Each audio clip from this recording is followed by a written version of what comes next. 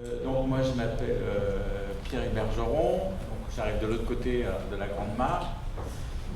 Donc moi j'ai été professeur documentaliste en collège, en lycée professionnel et après j'ai passé 19 ans dans une structure alternative, mais pour, on va dire, une structure alternative pour des élèves tout venant, pas forcément des élèves décrocheurs. Après je me suis remis dans les études, j'avais envie avec l'équipe de réfléchir et de voir un peu ce que devenaient les élèves qui étaient passés par ces structures 5 ans après, 10 ans après, 15 ans après, 20 ans après. C'est une structure à côté de Poitiers qui a ouvert ses portes en 87. De fil en aiguille, j'ai fini par faire une thèse sur effectivement ce qu'étaient devenus ces élèves. Et c'était aussi enrichir la réflexion et participer à la réflexion collective. Après, j'ai été 2 ans rédacteur en chef d'une revue en France, une revue qui s'appelle Les Cahiers pédagogiques, peut-être que certains d'entre vous connaissent. Et depuis 5 ans, je suis au pôle innovant lycéen, donc je vais vous présenter un peu les grandes lignes du fonctionnement, puis un peu des interrogations. Donc j'ai un statut au pôle innovant lycéen de coordonnateur de la structure et d'enseignant. Je fais dans cet établissement, j'enseigne les sciences économiques et sociales, enfin enseigner c'est un grand mot, mais bon on pourrait revenir, et puis les ateliers d'écriture, l'éducation aux médias, la radio, un certain nombre d'activités à destination de ce public particulier. Voilà.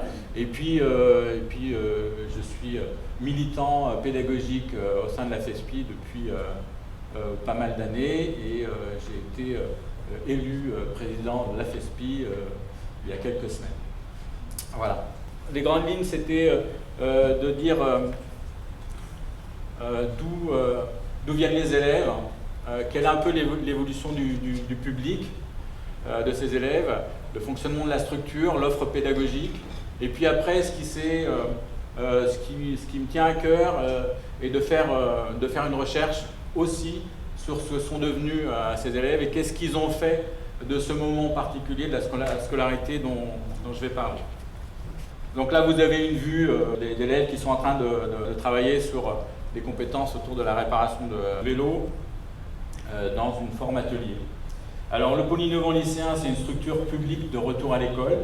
On appelle une SRE dans le public, dans le langage officiel. Donc c'est une structure qui est non diplômante, qui propose donc à une centaine d'élèves une scolarité pour un retour en projet en une année. Elle est rattachée à l'Académie de Paris. Elle a été hébergée au sein d'un lycée dans le 13e arrondissement pendant 10 années et elle a été déménagée, dans une cité scolaire, dans le 14e arrondissement de Paris, donc au sud. Donc à proximité, on va dire en transport, en 1 heure, on va pouvoir aller dans les 5 départements franciliens autour de Paris. C'est-à-dire qu'en fait, on va avoir des élèves qui viennent de ces 5 départements-là. Donc ça, c'est une structure qui a été ouverte en 2000. Nous, les élèves décrocheurs, on les appelle des raccrocheurs, avec cette idée volontaire de revenir à l'école. Ils ont entre 16 ans minimum, scolarité obligatoire, et 21 ou 22 ans. Comme vous le savez, nous on a des élèves dont le décrochage est multifactoriel, donc des phobies diverses, résultats de harcèlement, des troubles psy, 10, de l'échec scolaire, mais aussi de l'inadaptation des hauts potentiels, des ruptures sociales, une histoire compliquée, maladie.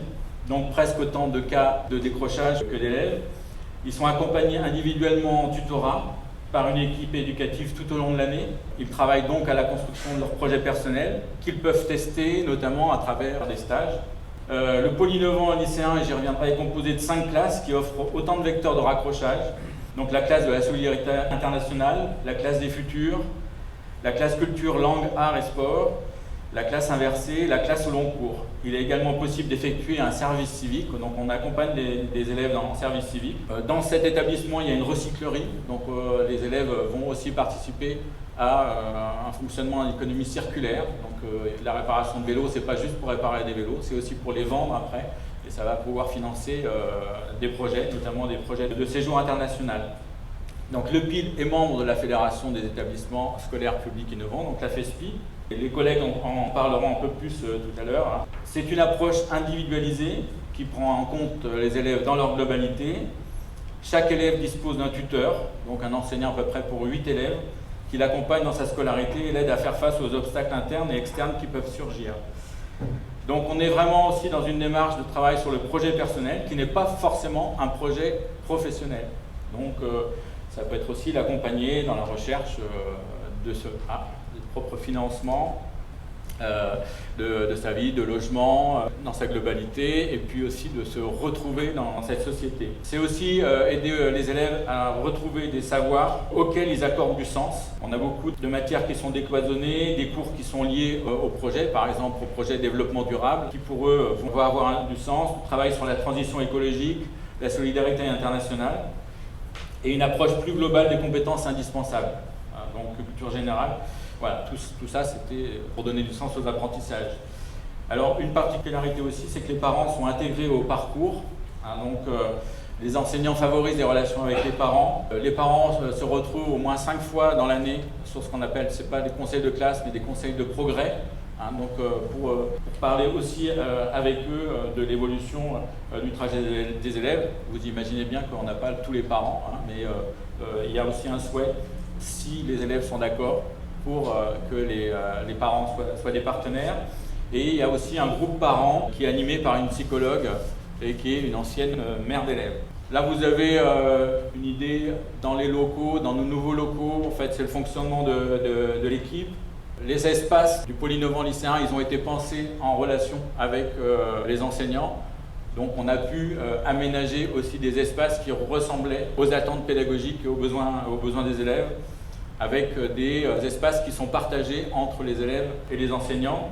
Actuellement, on est dans une cité scolaire qui abrite 1500 élèves, mais avec des accès qui sont dédiés au pôle innovant lycéen, donc, puisque nous, on est une petite entité de 100 jeunes au milieu des 1500, et puis des locaux qui sont spécifiques avec un règlement intérieur qui est adapté, puisqu'on est à l'intérieur d'une comité scolaire qui va avoir un règlement propre, et nous, on a un règlement qui est spécifique à nos élèves. On peut penser tout simplement, dans les établissements français, on doit se découvrir, on ne doit pas avoir de monnaie, pas de casquette, c'est absolument pas possible avec nos élèves si on ne veut pas tout de suite les braquer.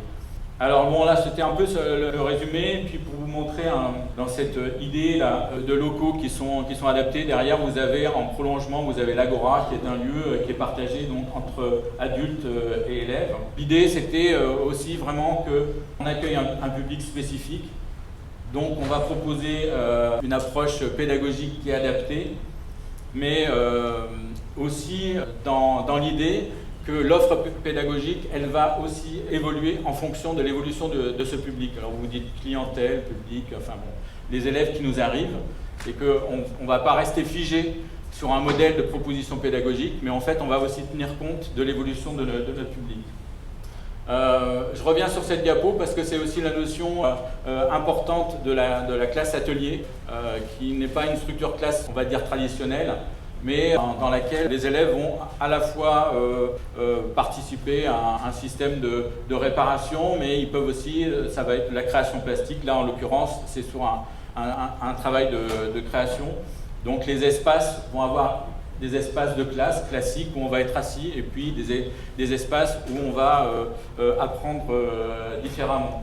Bon, comme je l'ai déjà dit, donc les élèves sont franciliens, ils sont volontaires, et ça c'est vraiment important pour revenir dans l'école. Et donc il va s'agir de réconcilier les élèves avec l'école et aussi avec les adultes, donc de retisser du lien, peut-être même le tisser parce qu'il n'y en a pas eu avant. Il y a une action forte de mise en confiance, de remise en estime de soi envers eux, et puis l'estime qu'ils peuvent avoir aussi vis-à-vis des adultes. Donc ils vont pouvoir tester aussi leur projet personnel au cours de stage, j'en parlais tout à l'heure, et nous c'est important aussi que les élèves aillent vers l'extérieur, c'est-à-dire qu'ils ont ce lieu qui est leur ancrage, mais ils vont aussi aller beaucoup sur l'extérieur, pour pouvoir essayer, tester, et puis si c'est des plus ou moins longues périodes, on n'est pas arrêté sur des formes. Donc là, c'est les différentes propositions pédagogiques qu'on fait vis-à-vis des élèves. Là, je passe rapidement. Cet après-midi, on aura l'occasion d'en reparler dans les ateliers. Mais dire juste qu'au niveau du volume horaire, ça représente pour les 4 premières classes qui sont affichées, environ 24 heures qui sont proposées. Après, sur la classe du lycée au long cours, le LALC, en fait, c'est des élèves qui vont être là 3 demi-journées, mais sinon, ils sont en hôpital de jour, ils sont en soins. Et donc, c'est un peu particulier parce que là, en fait, on revient tout doucement à leur rythme dans l'école, mais ça commence par vraiment de la socialisation de base. Donc, retrouver d'autres camarades. Pour certains, il faut aller les chercher à la porte de l'école parce que sinon c'est très dur pour eux. Donc voilà, des élèves qui sont fragiles, et donc je vais revenir parce qu'en fait ceux-là sont de plus en plus nombreux. Après on a un dispositif lien parce qu'on accueille les élèves au fur et à mesure de l'année, donc jusqu'en janvier, donc au fil de l'eau. Et puis à partir de janvier, on considère que ça va être compliqué de les faire intégrer dans une classe, donc il y a un dispositif qui s'appelle le lien qui démarre aux vacances de février. Et donc depuis début mars jusqu'à juin, ils vont travailler à aboutir sur leur projet d'études s'ils en ont déjà un, parce que certains en ont mais ils ne sont pas accompagnés. Et pour à peu près la moitié de l'autre partie de l'effectif, ils vont préparer leur intégration dans le PIL sur l'année suivante. Et puis on les accompagne aussi sur le service civique, qui est un dispositif particulier au système français. Très rapidement les statistiques sur d'où viennent les élèves, en fait une répartition, puisque l'idée c'était de voir comment ça allait évoluer au fur et à mesure. C'est des élèves qui vont venir de Paris, mais c'est aussi parce qu'on avait la contrainte du rectorat à prendre prioritairement des petits Parisiens, ce qui n'a pas de sens, puisqu'en fait à Paris les départements jouxtent la ville en elle-même. Donc là c'était juste pour revenir sur la répartition, c'était en 2017, garçons-filles, 65-35, je vais en revenir parce qu'en fait ça va avoir changé. Et l'âge moyen qui est un peu au-dessus de 17 ans. La durée moyenne de décrochage, c'est-à-dire que les élèves ils ont été déscolarisés en moyenne sur 15 mois avant de venir chez nous. Et puis il y a la répartition suivant les différentes propositions pédagogiques. Après ce qui deviennent très rapidement aussi, donc à peu près entre 20 et 25% vont repartir dans d'autres dispositifs que le nôtre, et certains vont disparaître, ce qu'on appelle les élèves fantômes. On a toujours 4 ou 5% qu'on ne revoit pas, on n'arrive plus à les rejoindre. Et après, certains vont partir dans d'autres dispositifs qui sont gérés par la mission de lutte contre le décrochage scolaire en France. Et après, à peu près 75 à 80% chaque année repartent en projet, qui sont des projets de formation, mais pas seulement. L'origine sociale des élèves, très rapidement, on a une grande mixité sociale, donc je vais très vite. Mais en moins d'une dizaine d'années, en fait, on a eu des changements très importants au niveau de la répartition des élèves. On est passé de 60% de garçons à plus de 55% de filles. La mixité sociale est toujours remarquable, mais il y a un glissement avec présence de cadres plus importante, d'enfants de cadres plus importantes et de professions libérales. La part des élèves parisiens a augmenté aussi de façon significative. La proportion d'élèves ayant un suivi psychologique est passée de 20% en 2017 à 48% actuellement. Donc on a vraiment une population qui a vraiment changé, avec aussi une présence de suivi lourd. Quand on dit suivi lourd, c'est qu'en fait, c'est des jeunes qui vont repartir en hospitalisation et revenir au sein du pôle innovant. Et l'âge moyen, lui aussi, il a baissé un peu de façon significative. On a perdu 6 mois en 10 ans, donc on a des élèves plus jeunes, mais par contre, ils ont décroché, avant d'arriver, ils ont souvent décroché plus longtemps. C'est-à-dire qu'en fait, c'est un décrochage qui peut être, nous, régulièrement, des élèves qui ont décroché à 13 ans. Depuis 13 ans, ils n'ont pas vu une structure scolaire. Voilà, et puis on reprend parce qu'il y a eu différents accidents au fur et à mesure de leur trajet. L'idée par rapport aux polynésiens et aux élèves, c'est d'essayer de voir, au-delà des indicateurs statistiques, là je vous en ai présenté quelques-uns, ce qui devenait à travers une étude qualitative qui reprend en fait le travail que j'avais fait en thèse, où là j'avais retrouvé 450 élèves qui étaient passés par la structure, pour lesquels j'avais fait un descriptif statistique, et 45 d'entre eux que j'avais interviewés sur une forme longue, et de voir en fait ce qui les avait marqués dans leur construction identitaire, d'être passés par 3 ans dans une structure alternative. Là en fait, je voudrais faire la même chose, et en fait c'est aussi une demande de l'équipe de savoir ce que sont devenus les élèves, quel ancrage, en prenant des élèves qui sont partis depuis plus de 5 ans, parce qu'en fait il faut que ça soit aussi significatif et en prenant, comme le PIL existe depuis un peu plus de 20 ans, ceux qui sont partis depuis 5 ans, 10 ans, 15 ans, 20 ans, et voir effectivement, eux, le regard qu'ils portent, un peu ce qu'on a vu tout à l'heure, sur leur scolarité, sur leur parcours d'obstacles, et sur leur intégration, et pas forcément sur leur insertion professionnelle. Là, je listais un peu les différents aspects que je souhaitais aborder et les différentes contraintes, puisque j'ai travaillé beaucoup sur les histoires de vie, de récits de vie, à travers, après, l'analyse des discours. Un livre qui est accessible, qui s'appelle « Le décrochage scolaire, des pistes pédagogiques pour agir », qui était sorti en 2011 et qui met une place aussi importante sur la parole des élèves. Pour moi, je trouve que c'est assez fondamental d'avoir leur retour à eux. Et puis, on avait l'image, en fait, Paroles sur le décrochage, qui est en fait des DVD qui ont été faits à la fois sur paroles de décrocheurs, parents, paroles d'enseignants, tous ceux qui sont en fait liés à cette problématique-là. Et ces entretiens sont disponibles en ligne sur Internet. Voilà, je vous remercie, j'ai été très vite et si après s'il y a des questions...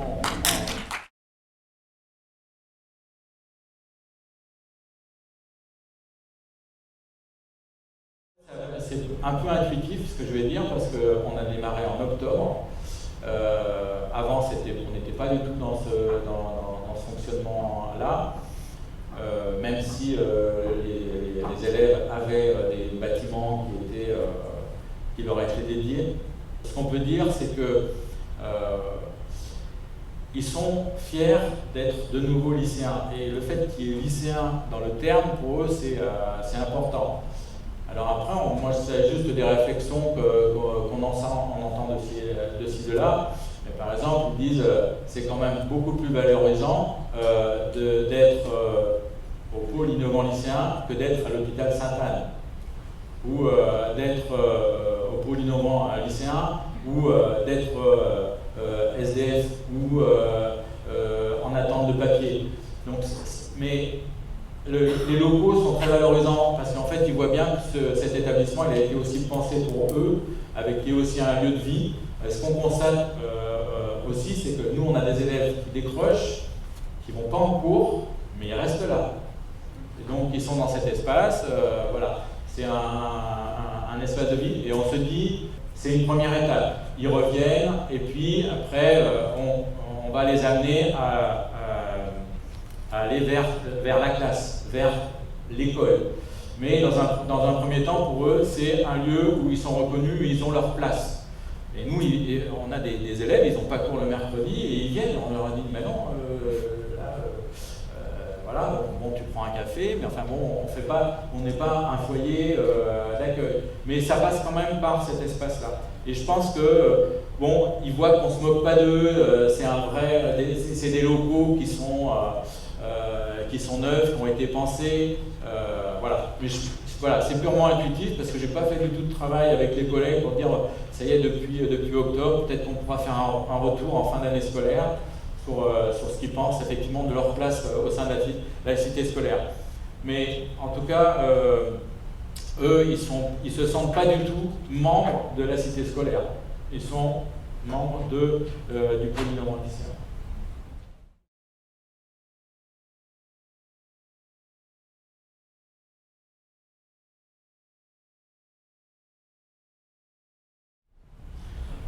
Sur l'évolution des publics et le fait de glissement vers des élèves qui sont d'origine sociale, plutôt dans une catégorie socio-professionnelle plus élevée.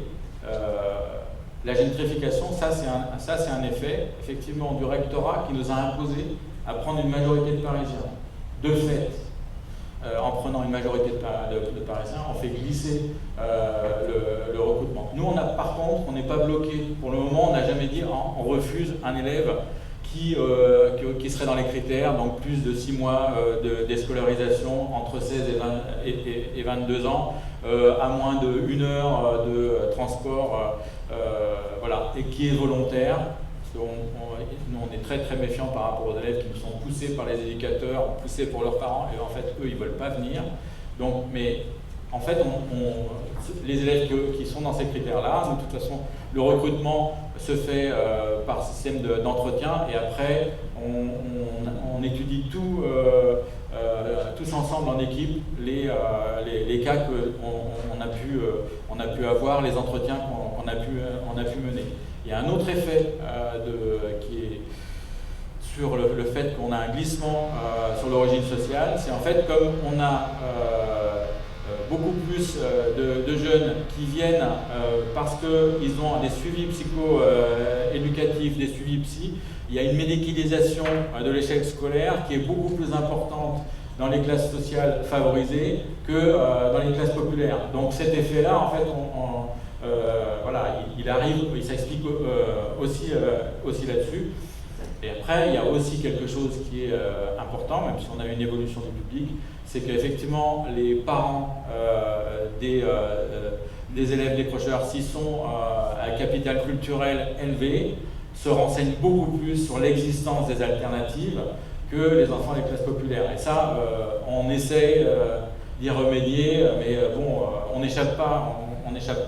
Mais il n'empêche qu'il y a vraiment un étiage au niveau classe sociale qui est vraiment important. Et voilà, donc les enfants sans papier côtoient les fils d'avocats ou de notaires ou de profession libérale, parce qu'effectivement, ils ne sont pas arrivés là pour les mêmes raisons, mais par contre, ils ont un parcours de décrocheurs eux aussi.